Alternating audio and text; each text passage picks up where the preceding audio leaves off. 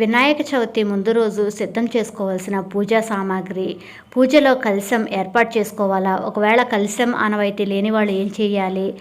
పూజలో 21 పత్రికలు గనక లేదు అంటే ఏం చేయాలి అనే విషయాల గురించి ఈ వీడియోలో తెలుసుకుందాము. వినాయక చవితి పూజను చాలా భక్తి శ్రద్ధలతో జరుపుకోవాలి. వినాయకుని పూజ కోసం ఏ ఒక్క వస్తువు కూడా లోటు లేకుండా అన్ని పూజా సామాగ్రి మొత్తం ఒకరోజు ముందుగానే సిద్ధం చేసుకోవాలి. సెప్టెంబర్ 7వ తారీఖు శనివారం నాడు వినాయక చవితి వచ్చింది. ఒకరోజు ముందుగానే అంటే శుక్రవారం నాడే విగ్రహాన్ని సాయంత్రం వెళ్ళి విగ్రహం తెచ్చుకోవాలి. ఇంటికి వినాయక విగ్రహాన్ని తీసుకురాగానే గడప దగ్గర ఉండగానే హారతి ఇచ్చి మరీ వినాయకుడిని లోపలికి తెచ్చుకోవాలి. వినాయక చవితి నాడు గణపతి విగ్రహాన్ని పసుపు నీళ్లతో శుద్ధి చేసి పూజ గదిలో ప్రతిష్ఠించుకోవాలి.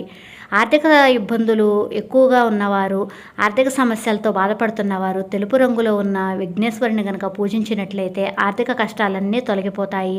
గణపతి విగ్రహాన్ని ప్రతిష్ఠించాలి అంటే ఖచ్చితంగా ఒక మండపాన్ని ఏర్పాటు చేసుకోవాలి. లేదా ఏదైనా ఒక చెక్క పీటను ఏర్పాటు చేసుకుని ఇక పూజకు కావలసిన సామాగ్రి విషయానికి కనుక వస్తే ఖచ్చితంగా 2 కొబ్బరికాయలు అనేది సిద్ధం చేసుకోవాలి.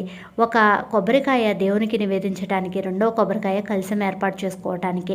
వినాయకుని పూజలో ఖచ్చితంగా కలశం అనేది ఏర్పాటు చేసుకోవాలి. ఒకవేళ కలశం ఆనవాయితీ లేదు అనుకునే వాళ్ళు పసుపు గణపతికి పక్కగా ఒక చెంబులో నీళ్లు పోసుకొని అది కలశంలాగా భావించి పక్కన పెట్టుకోవాలి. కలశం పెట్టుకోవటం ఆనవాయితీ లేని వాళ్ళు అలా చేయాలి. ఒక రాగి చెంబును కానీ, ఒక రాగి చెంబు కానీ, ఇత్తడి చెంబును కానీ, వెండి చెంబును కానీ తీసుకొని దానికి పసుపు, గంధం, కుంకుమ బొట్లు పెట్టి కొన్ని నీళ్లు, పసుపు, కుంకం, గంధం బొట్లు పెట్టి రూపాయి బిళ్ళ వేసి దానిలో రాగి చెంబు పైన కొన్ని మామిడాకులు పెట్టి కొబ్బరికాయను పెట్టుకోవాలి. కలశం అలా ఏర్పాటు చేసుకోవాలి. ఈ విధంగా గణపతి పూజను ప్రారంభించే ముందు కలశాన్ని ఏర్పాటు చేసుకోవాలి. కలశం ఆనవాయితీ లేని వాళ్ళు ఒక పూర్ణంగా ఉండేటట్లుగా నీళ్లు ఉంచుకొని పక్కన పెట్టుకోవాలి. రాగి చెంబులో అయినా, ఇత్తడి చెంబులో అయినా, వెండి చెంబులో అయినా. కలశం ముందు వినాయకుని విగ్రహాన్ని ప్రతిష్ఠించుకోవాలి. మంచి సువాసనల గల అగరవత్తులను సిద్ధం చేసుకోవాలి. ఇక దీపారాధన విషయానికి గనక వస్తే వెండి కుందుల్లో అయినా, ఇత్తడి కుందుల్లో అయినా, మట్టి ప్రమిదల్లో అయినా సరే దీపారాధన అనేది చేసుకోవచ్చు. వినాయకుడికి పూజలో పిండి దీపాలను వెలిగిస్తే కూడా చాలా మంచిది. ఏ దీపాలైనా సరే వినాయకుని ముందు ఖచ్చితంగా 2 దీపాలను వెలిగించాలి. అలాగే తప్పనిసరిగా ఒక ఎర్రటి వస్త్రాన్ని తెచ్చుకోండి.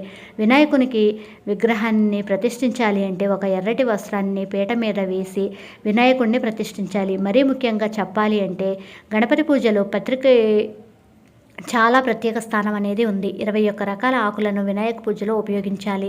21 రకాల పత్రికలు దొరకలేదు అనుకునేవారు కనీసం మీ పూజలో 11 పత్రాలైనా ఉండేటట్లుగా చూసుకోండి. అవి కూడా దొరకలేదు అనుకుంటే 21 గరిక ఆకులను సమర్పించండి. వినాయకునికి గరిక అంటే చాలా ఇష్టం కాబట్టి ఆయన ఎటువంటి అడ్డంకులున్నా కూడా గరికతో పూజ చేస్తే తొలగించేస్తారు. అయితే గణపతి పూజలు పొరపాటున కూడా తులసి ఆకులను మాత్రం ఉపయోగించకూడదు. తులసి మొక్కను వినాయకుడు శపించాడట. కాబట్టి ఒక్క గణపతి పూజలో మాత్రం తులసి దళాలను ఉపయోగించకూడదు.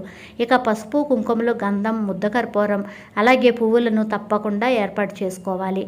గణపతికి ఎక్కువగా ఎరుపు రంగులో ఉండే పూలంటే చాలా ఇష్టం కాబట్టి ఆయనకు ఎరుపు రంగు పూలతో పూజ చేస్తే మన కోరిక ఏదైనా సరే తప్పకుండా నెరవేరుతుంది. ఇంకా చెప్పాలి అంటే వినాయకునికి మందార పువ్వులంటే కూడా చాలా ఇష్టం. వినాయక చవితి నాడు మందార పూలతో పూజిస్తే మీ జాతకంలో ఉన్న దోషాలన్నీ తొలగిపోయి ఆర్థిక సమస్యలన్నీ పోయి మీకు అదృష్టం అనేది కలిసి వస్తుంది. వ్యాపారాలు చేసేవాళ్ళు గణపతిని గన్నేరు పూలతో పూజిస్తే వ్యాపారాభివృద్ధి అనేది జరుగుతుంది.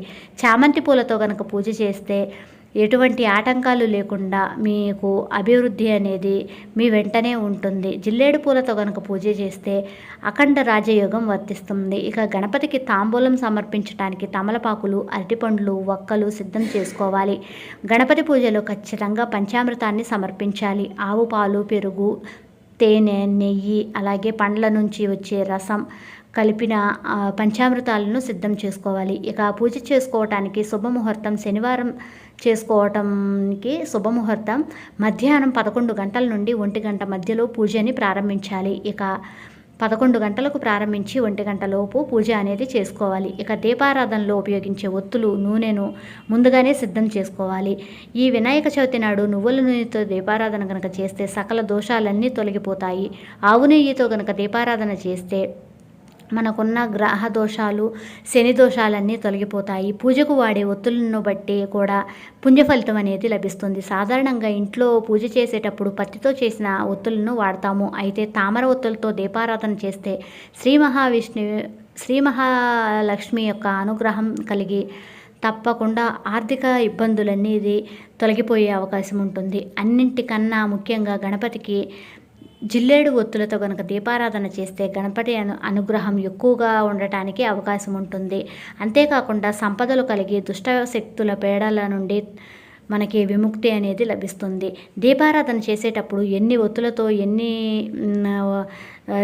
దీపారాధన చేయాలనేది కూడా ప్రతి ఒక్కరూ తెలుసుకోవాల్సింది. 2 ఒత్తులతో దీపారాధన చేస్తే మీ కుటుంబంలో ఎలాంటి సమస్యలు ఉండవు. సంతాన ప్రాప్తి కోసం 3 ఒత్తులతో దీపారాధన చేస్తే మంచిది. 5 ఒత్తులతో దీపారాధన చేయటం వలన గణపతికి చాలా శ్రేష్టము. నైవేద్యంగా ఉండ్రాళ్ళు, కుడుములు ఖచ్చితంగా ఉండాలి. అలాగే గారెలు, పాయసం, పాలతాకులు, పులిహార ఇలాంటి నైవేద్యాలను సమర్పించాలి. గణపతి పూజలు ముఖ్యంగా 11 రకాల నైవేద్యాలు ఉంటే మంచిది. లేదు అనుకుంటే 3 రకాల నైవేద్యాలైనా తప్పనిసరిగా పెట్టాలి. 11 నైవేద్యాలు సమర్పించలేను అనుకునేవాళ్ళు 3 రకాల నైవేద్యాలు సమర్పించి గణపతికి నమస్కారం చేసుకున్న అంతే పూర్ణ ఫలితాన్ని పొందవచ్చు. పసుపు రాసి ఇంటి గడపలకు పసుపు రాసి ఇంటి గుమ్మానికి మామిడాకుల తోరణాలు కట్టుకోవాలి. ఇక పూజ కోసం ఒక మండపాన్ని ఏర్పాటు చేసుకుని పీట పైన ఎర్రటి వస్త్రం వేసి ముందుగా కలశాన్ని ఏర్పాటు చేసుకుని తర్వాత ఈ కలశం ముందు కొన్ని బియ్యం పోసి దాని మీద వినాయకుని విగ్రహాన్ని ప్రతిష్ఠించాలి. గణపతి పూజలో ఖచ్చితంగా పాలవెల్లి కట్టుకొని గణపతి పూజ చేయటం వలన ముక్కోటి దేవతలను పూజించినట్లే కాబట్టి ముక్కోటి దేవతల స్వరూపంగా పాలవెల్లిని కట్టుకోవాలి. పాలవెల్లికి పసుపు రాసి గణపతి తలపైన వచ్చేలాగా కట్టుకోవాలి.